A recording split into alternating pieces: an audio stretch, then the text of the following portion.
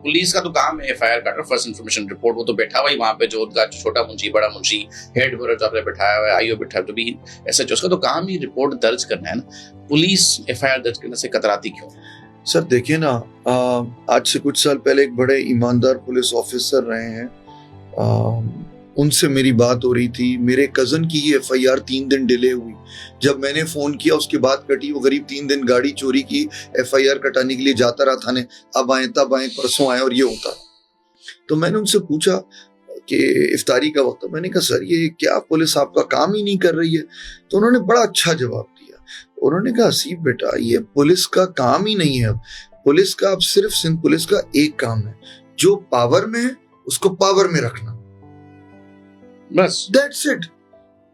और कोई पुलिस का काम ही नहीं है। ये सब तो चीजें ऐसे ही हैं, बेकार में ये दिखाने की चीजें हैं। इनका कोई अभी पर्पस नहीं है। पर्पस सिर्फ ये, जो पावर में है उसको पावर में रखना, उसको खुश रखना, उसके ताबे रहना। ऐसा होना नहीं चाहिए।